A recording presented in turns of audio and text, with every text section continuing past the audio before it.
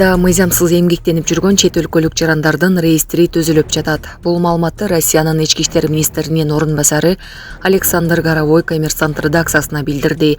Анын айтымында реестр ишке киргенден тарта тизмедеги чет өлкөлүк жарандар автоунаа башкара албайт, ошондой эле аларга банк кызматтары көрсөтүлбөй, менчигин каттай албай, никесин каттап же ажырашуу тууралуу арыз жазууга укуксуз болот. Ошондой эле балдарын бала бакча менен мектептерге каттатуу мүмкүнчүлүгү болбойт. Баткендеги 4 миллиард сомдук Кызыл Кыя машина куруу заводу мамлекетке кайтарылды. УКМК ошондой эле балыкчыдагы 289 миллион сомдук ун комбинатына жанаша жайгашкан жер тилкеси менен имараттар дагы кайтарылганын кабарлады. Аталган жерлер убагында менчикке мыйзамсыз өтүп кеткен. Казакстандын көк бар боюнча курамасы Ысык көлгө келбей турганын билдирди. Казакстандын көк бар боюнча курама командасы Ысык көлдө өтө турган биримдик кубогуна келбейт. Бул тууралуу Информбюро Казакстан басылмасына коңшу өлкөнүн көк бар федерациясы билдирген. Федерация Ысык көлдө өтө турган биримдик кубогуна катыша албайт. Себеби бул датага башка маанилүү иш-чаралар пландалган.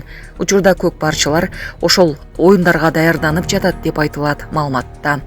Кыргызстандын Көкбөрү федерациясы Казакстандын көк бар жана көкбөрү боюнча курама командаларын Чолпон Ата шаарында ушул жылдын 1-ноябрда өтө турган биримдик кубогуна чакырган. Владислав, бул эмне кылганың? Валберс негиздөөчүсү кеңседеги атышуудан кийин күйөөсүнө кайрылды. Куралчан адамдар кеңсеге кирип талкалап ок чыгарды. Жаш балдар каза болду. Владислав, бул эмне кылганың? Эми ата-энеңдин балдарыбыздын көзүн кантип карайсың? Буга кантип бардың? Кырдаалды мындай акыл сыйбаган четке кантип жеткирдиң деген Татьяна Бакалчук. Соңку маалыматтар боюнча Валберс кеңсесиндеги атышуудан 2 адам каза болуп, 7 жабыркаган. Вооруженные люди ворвались в наш офис. Устроили перестрелку, погром. Погибли молодые ребята. Владислав, что ты творишь? Как ты будешь смотреть в глаза своим родителям и нашим детям? Как ты мог? Как ты мог довести ситуацию до такого абсурда? Урматтуу Москва шаарындагы мекендештер, Умбем клиникасы төмөнкү кызматтарды сунуштайбыз. Педиатр, гинекология, стоматология, неврология, хирургия, кардиология, лор, УЗИ жана башка. Андан тышкары массаж жана бардык лабораториялык анализдер. Толук маалымат +7 925 103 22 77. Биздин дарек Москва шаары, метро Нахимовский проспект, Сивашская 7, корпус 2. Сиздин ден соолугуңуз биздин камкордук. Кыргызстандын баатыры өз айылындагы мектепти менчиктештирип алган. Кыргыз Республикасынын баатыры Жогорку Кеңештин мурдагы төрагасы Медеткан Шеримкулов өзүнүн айылындагы мектепти мыйзамсыз менчиктештирип алган. Бул тууралуу репортер KG'ге өздүк булактар билдирди. Белгилүү болгондой, 18 сентябрда УКМК Жыламыш айылында 200 орунду мектептин имараты жана ага караштуу 20 гектар жер мамлекетке кайтарылганын кабарлаган. Атайын кызматтын маалыматы боюнча ал мектеп 1998 жылы мыйзамсыз менчикке чыгарылып кеткен. Учурда ал иштебей турат. Көрүлгөн чаралардын натыйжасында анын ээси мектепти мамлекетке өз ыктыяры менен кайтарган. Анын азыркы баасы 376 миллион 339 миң сомду түзөт.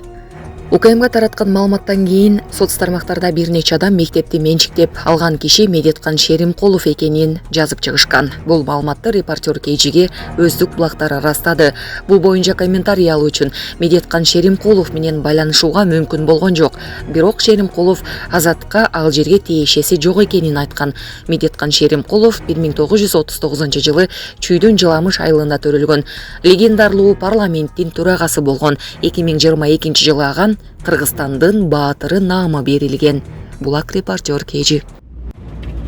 Бишкекте контрафакттык алкоголь ичимдиктерин жасаган цех аныкталды. Бишкекте контрафакттык алкоголдук продукцияларды өндүрүү боюнча мыйзамсыз цех аныкталганын мамлекеттик салык кызматынын басма сөз кызматы маалымдады.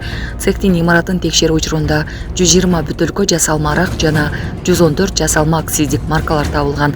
Учурда материалдар мындан аркы иликтөө үчүн укук коргоо органдарына өткөрүлүп берилди. Акциздик маркалары жок 1000 данага чейин тамеки саткан жактар үчүн 65 миң сом айып пул, ал эми 1000 данадан ашык саткандарды 5 жылга чейин эркинен ажыратуу каралган. Чүйдө айылдашын өлтүрүп, сөөгөн мөрзөгө сүйрөп барып таштаган шектүү кармалды.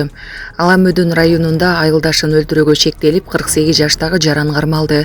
Бул тууралуу бүгүн 19 сентябрда Чүй облустук ички иштер башкармалыгынан билдирди.